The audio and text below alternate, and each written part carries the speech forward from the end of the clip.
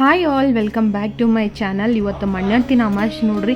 ಈ ಹಬ್ಬ ಅಂದ್ರೆ ಒಂದು ಕಲ್ಚರಲ್ ನೋಡ್ರಿ. ಇದು ಕೃಷಿ ಜೊತೆ ಬೆಸೆದುಕೊಂಡಿರುವ ಒಂದು ತುಂಬಾ ವಿಶೇಷವಾದ ಹಬ್ಬ ನೋಡ್ರಿ. ಇದು ಇವತ್ತು ಬೆಳಿಗ್ಗೆ ಎದ್ದು ಮನೆ ಎಲ್ಲ ಕ್ಲೀನಾಗಿ ಕಸ ಗುಡಿಸಿ ಮನೆ ತೊಳ್ಕೊಂಡು ಮನೆ ಮುಂದೆ ಒಂದು ಸುಂದರವಾಗಿ ಮಸ್ತಾಗಿ ಒಂದು ರಂಗೋಲಿ ಹಾಕಿದೆ ರೀ.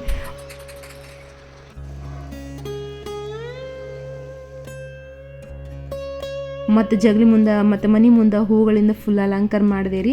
ನಂತರ ಪೂಜೆ ಮಾಡಿ ಸಾಂಬ್ರಾಣಿ ಹೊಗೆ ಹಾಕಿದಾಗ್ರಿ ಇಡೀ ಮನೆ ಸುಗಂಧದಿಂದ ತುಂಬ ತುಳ್ಕಾಡಕತ್ತಿತ್ತು ನೋಡ್ರಿ. ಆ ಕ್ಷಣ ನೋಡೋಕೆ ಎರಡು ಕಣ್ಣು ಸಾಲು ನೋಡ್ರಿ. ದೇವ್ರ ಪೂಜೆ ಕೂಡ ಭಾಳ ಚಂದ ಅನ್ಸಾಕತ್ ಬಿಡತ್ರಿ ಹೂಗಳೆಲ್ಲ ಅಲಂಕಾರ ಮಾಡಿದಿಂತ. ಈ ಥರ ನೋಡೋಕೆ ಒಂಥರ ನೆಮ್ಮದಿ ಪಾಸಿಟಿವ್ ಫೀಲಿಂಗನ್ನು ಬಂದ್ಬಿಡ್ತೈತ್ರಿ ನಂಗೆ. ಈ ದಿನ ನಮ್ಮ ಸಂಸ್ಕೃತಿ ಅಲ್ರಿ, ಭೂಮಿ ತಾಯಿಗೆ ಮತ್ತು ಅನ್ನದಾತ ರೈತರಿಗೆ ಒಂದು ಕೃತಜ್ಞತೆ ಸಲ್ಲಿಸೋ ದಿನ ಆಗೈತ್ರಿ ಇವತ್ತು. ನಾವು ಪ್ರತಿಯೊಂದು ತಿನ್ನುವ ಪ್ರತಿಯೊಂದು ಅಕ್ಕಿ ಕಾಳಿನ ಹಿಂದೆ ಒಂದು ರೈತನ ಶ್ರಮ, ಬೆವರು ಮತ್ತು ಪರಿಶ್ರಮ ಅಡಗೈತೆ ನೋಡ್ರಿ. ಇನ್ನೊಂದು ವಿಶೇಷ ಏನಪ್ಪ ಅಂತಂದ್ರೆ ಇವತ್ತು ನಮ್ಮ ಮನ್ಯಾಗ ನಮ್ಮ ಹಸ್ಬೆಂಡ್ ಮಣ್ಣಿನಿಂದ ಈ ಥರ ಚಿಕ್ಕ ಎತ್ತುಗಳು ಮಾಡಿದ್ರಿ. ಯಾಕಂದರೆ ಎತ್ತು ರೈತನೇ ಬೆನ್ನೆಲುಬು ಅಲ್ರಿ. ಎತ್ತುಗಳು ಮಾಡಿ ಈ ಥರ ನಾವು ನೈವೇದ್ಯ ಎಲ್ಲ ಹೋಳಿಗೆ ಮಾಡಿದಲ್ಲಿ ನೈವೇದ್ಯ ಇಟ್ಟು ಈ ಥರ ಪೂಜೆ ಮಾಡ್ಬೇಕ್ರಿ. ಹಿಂದೆ ಕೃಷಿಯ ಬಹುತೇಕ ಎಲ್ಲ ಕೆಲಸಗಳು ಕೂಡ ರೀ ನಾವು ಎತ್ತುಗಳ ಪಾತ್ರ ತುಂಬ ದೊಡ್ಡದಾಗಿತ್ತು ರೀ. ಆದ್ದರಿಂದ ರೈತನಿಗೆ ಜೊತೆ ಎತ್ತುಗಳಿಗೆ ಗೌರವ ಸಲ್ಲಿಸುವ ಸುಂದರ ಸಂಪ್ರದಾಯ ಇದಾಗಿದ್ರಿ. ದೇವರಿಗೆ ನೈವೇದ್ಯ ಅರ್ಪಿಸಿ ಭೂಮಿ ತಾಯಿಗೆ ನಮಸ್ಕರಿಸಿ ನಮ್ಮ ಕುಟುಂಬದ ಸುಖ ಶಾಂತಿ ಮತ್ತು ಎಲ್ಲ ರೈತರಿಗೂ ಒಂದು ಉತ್ತಮ ಆರೋಗ್ಯ, ಸಮೃದ್ಧ ಬೆಳೆ ಮತ್ತು ಸಂತೋಷ ಜೀವನ ಸಿಗಲಿ ಎಂದು ಪ್ರಾರ್ಥಿಸ್ತೀನಿ ರೀ. ಇಂಥ ಹಬ್ಬಗಳು ನಮ್ಮ ಸಂಸ್ಕೃತಿ ನೋಡ್ರಿ. ನಮ್ಮ ಬೇರುಗಳು ಮತ್ತು ನಮ್ಮ ರೈತರ ಮಹತ್ವವನ್ನು ಮುಂದೆ ಪೀಳಿಗೆಗೂ ಕೂಡ ತಿಳಿಸ್ಕೊಡ್ಬೇಕು. ನಾವು ಈ ಸಂಪ್ರದಾಯಗಳನ್ನು ನಾವು ಸಾಧ್ಯವಾದಷ್ಟು ಉಳಿಸಿ ಬೆಳೆಸೋಣ್ರಿ.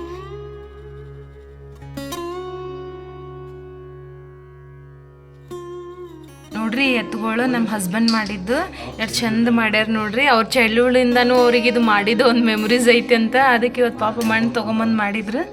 ಎಷ್ಟು ಚಂದ ಎಲ್ಲ ಕೊಂಬುಗಳು ಎಲ್ಲ ಫೇಸ್ ಎಲ್ಲ ಚೆನ್ನಾಗೇ ಮಾಡಿದ್ದಾರೆ.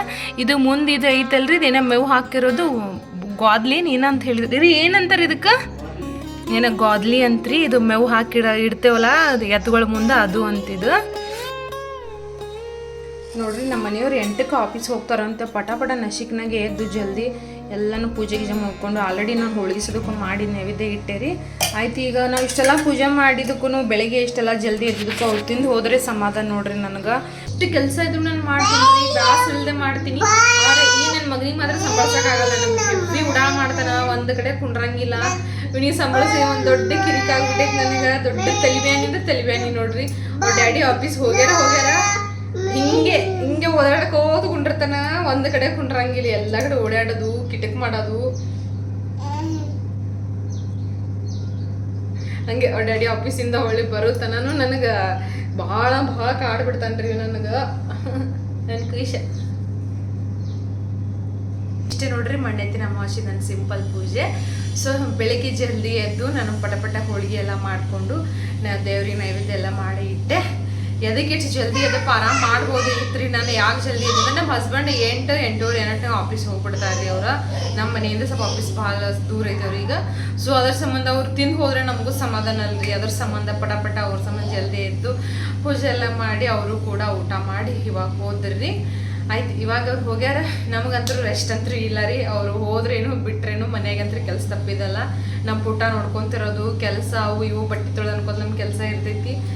ನಾನು ಈ ವ್ಲಾಗ್ ನಿಮ್ಗೆ ಇಷ್ಟ ಆಗಿದ್ರೆ ಪ್ಲೀಸ್ ಲೈಕ್ ಮಾಡಿ, ಕಮೆಂಟ್ ಮಾಡಿ, ತಪ್ಪದೆ ನನ್ನ ಚಾನಲ್ನ ಸಬ್ಸ್ಕ್ರೈಬ್ ಮಾಡ್ಕೊರಿ. ನಿಮ್ಮ ಫ್ರೆಂಡ್ಸ್ ಆ್ಯಂಡ್ ಫ್ಯಾಮಿಲಿನ ಶೇರ್ ಮಾಡಿದ್ದು ಮರಿಬೇಡ್ರಿ. Thank you. See you in the next vlog.